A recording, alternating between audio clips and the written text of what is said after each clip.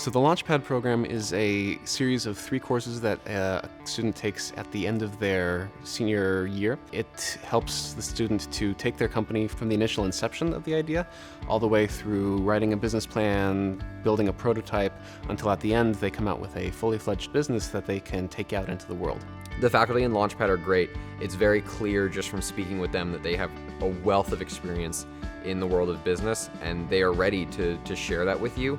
Another thing that I love about LaunchPad is we don't spend a ton of time with textbooks and going over terms about business that are very vague and general and not very helpful. You're expected to go out and build your business. It is a lot of trial and error, but what's so great about that is that you're given a space to try and fail, but you are able to be out in the world and dealing with clients and then bringing those experiences back to the LaunchPad. It is much more practical than any sort of lecture or class setup like that.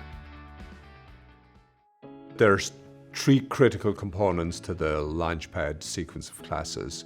The first critical step is to come up with a business model for your business idea. So a business model is a structure for how one would execute the business. The second step is how you take that business model